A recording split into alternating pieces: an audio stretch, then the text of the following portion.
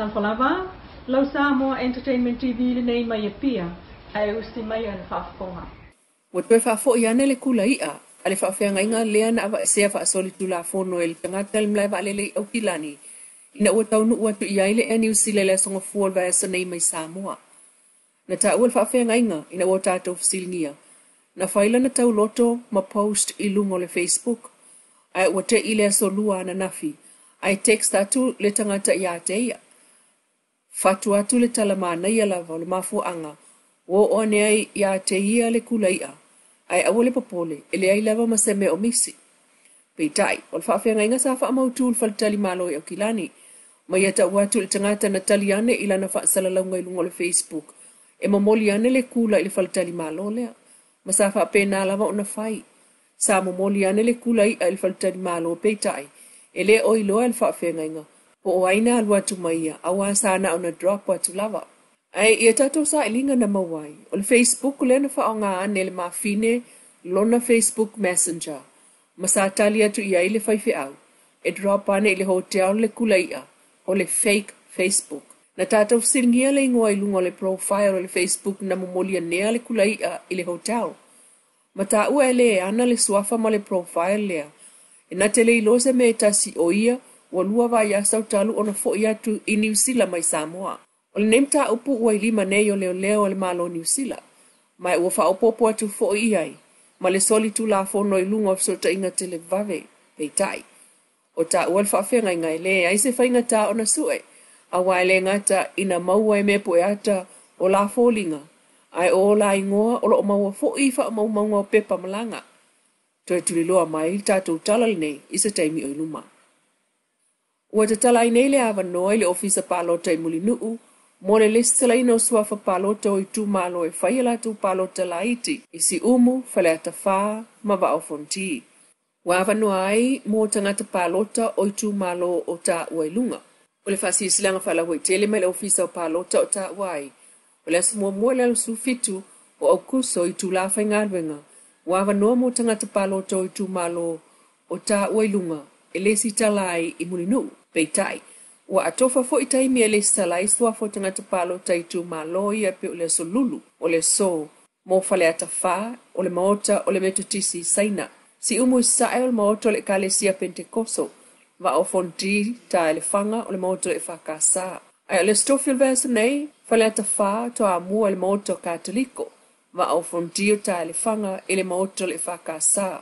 Ai o le so foreile nei le so wha o kuso, I faleata wha o puipa a il maota me kisi, va o fonti I lona o le maota le whakasa. Si umu, mani noa, maota le kalesia me tisi. Aso lua le vea so fau le aso valu au kuso, faleata wha o saina I le maota me tisi, va o fonti I wafato le whakasa. Si umu, o le kalesia pentekoso.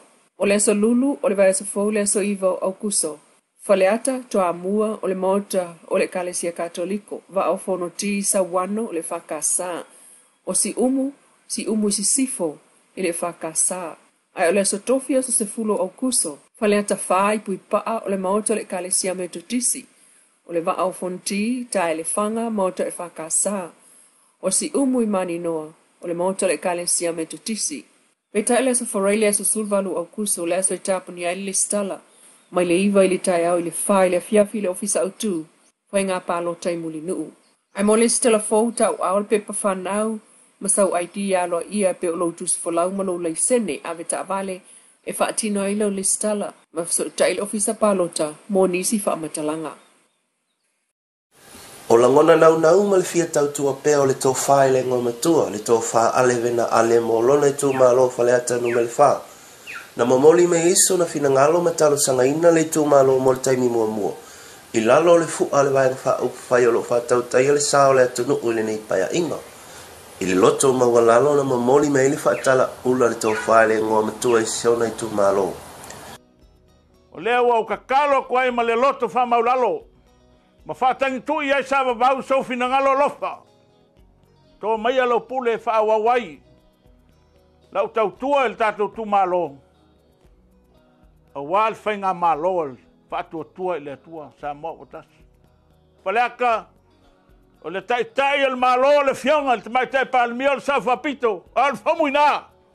Kausier ko fa flaka. Kasi le tu wali lifa il kau fiale. Lango ina le. Tula mai al fatu tua le tua sa mo tas. Ale tawa lunga me uma lo tu malo e. Na ia tau tua ina o tatu tu malo. Le manuia mo o tatu tu malo. A wafa nau la lovaoa. O le nganga na lei tau talanga. Ia pa ia o tatu tu malo. Ia o le nā le whaatala ula. O tau silsila mai, ia o matua fo. Fitus fultasi nei o tau sanga. Ta talo atu ma le loto wha maulalo. Tō mai alau pule.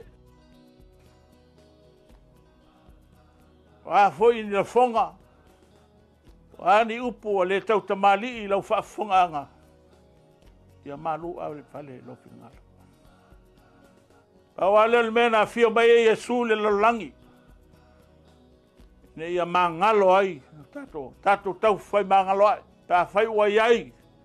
Se upu ale wala vale le tato tumalo ma le tato whawhenga ai.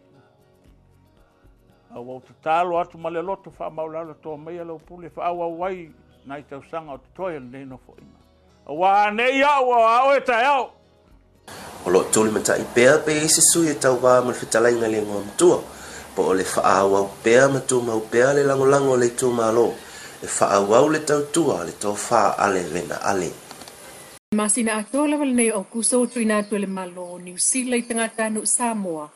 Fia tu e ngoa i le se i o le kuota New Zealand i awanoa no whamau. Le na Samoa lo mawale awanoa mai il Pasifika petai. Le tau sanga taluain toi wha popoi le isi 5 sefulu awanoa mo Samoa. Mau atua i le afe ono 5 sefulu tangata. E mawhai na piki mai le sei. Wanga wa ai urungali i mawhanau. Ai o tangata taito otasi ma le sefulu walu. I le wha 5 tausanga le matua e au tu i aise talo sanga. O le tausanga taluaina to e te tala ai le kuota New Zealand. Mai loa nea iei tausanga e le io o lava. I le afe se lau tangata Samoa na avatu i lalo o le atu utuunga. Talu le whainga tau na whaamalie. Ai inga e maise ai o le sa i lio ni awano whainga ruenga. Mo le tangata olo au tu i aile talo sanga. Ai o ta ua ele ofisa malanga le sunga la wafia Katie mo nanu ia pia. Sa toe ngā solo atu tangata ma pepa whainga ruenga ese. Mo se sosoa ni o le kuota ilo na ofisa. Wala tō ngā lulu e whata se nei ma le sunga na mulau ulu pule o le Force Line New Zealand. Mo nai tangata o whaale tonu pepa whainga ruenga. O isi na manuia ele se ile a New Zealand. Ai ua oi malanga whaavai taimi. Talu le whainga tau na whaamalia ia inga o le kuota. O le asa muli o au kuso e tapuni ai talo sanga mo le se i o le kuota i awanoa no whamau. E awhi ono se lau 5 sefulu mo tangata Samoa. O 5 tausanga o whaamalo lol te mai ta ina ngalue le mtanga ruenga o whaamsinonga. Pe ta e o lo tuli pea i lona whaamasinonga. Sa whaunulu i aile vaenga o tupe. Ma au au nanga lau tele ale mtanga ruenga. Ai ua talo sanga i nei leo e toe whaaui i tua. Le valus fultasi molianga na ulatu whaia whaasanga te mai tai. Ai tau o le tasi le molianga o ngoi a o vea mtangata whainga ruenga i whaawau pea. O polo i ai el whaamsino Justice Clark leo. E whaamousali atul mafua anga o le latou talo sanga ma batu alo ia pe whaapepa atu. E silia le tolu sila wafe tā la o lo o a fiai i lea matau. O whaamaunia mai le li ta alo sinia le Iron Man Triathlon Darren Young. E tasi lava le whaavai o le latou kala pueui na tauane el pulenga o le mtanga aluenga o leipa le MCO. Na taumawhai atu le tangata sa ta ia lea au ta alo. E leisi tala leisi whaavai o le teuteu ngol whaavai mua. E au noa ma se iloa e tō tino o kalap ta alo. O teuteu ngana pe ona ta ua Mr. Young o lo whaia ina ia mawhai ai o na u maupea e le sa ta ia lea kalapu le tō whinga peitai. Wa walu tau sanga ele o mulmul ta ia e le aini wha maumanga o awatua i tonu e pei o tūlanga e tatawai. Wafu ail wha le tono le lato kalapu.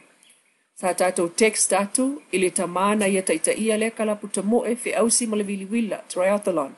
Le sunga seti a 4, ai le o tali mai, o ta ue Mr. Young, o ta wane whaiel ATM le masina nei. Peita e uta mo faita penanga mo ta longa fa va malo. E pe o le Pacific Games I Solomon na I tau sanga nei. O isi ta longa fa va malo e fi awa ia tu iai. E pe o le sempina lalangi le fa iai Hawaii. Wanga va ai Samoa. O uma fo I ona fa amalia ina le mana onga le Sassnock. Ma batu iai fa maunga. O atu fo I le latum ta upu. I le minister o ta longa. O uma fo ona faile lato fono.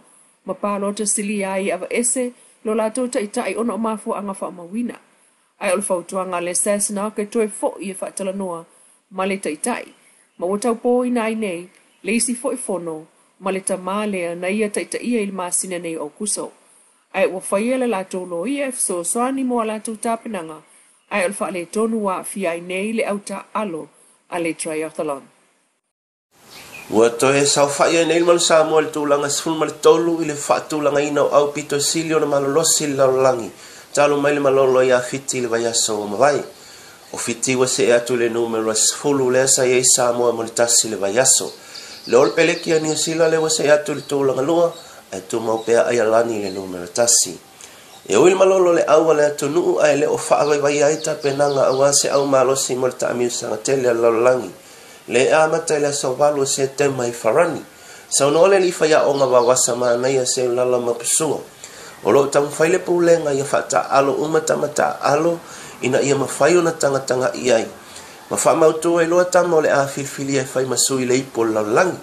O lo ta pena man Samoa le lata alonga ma le au malosi e tonga I le fai unga o le vai asonei.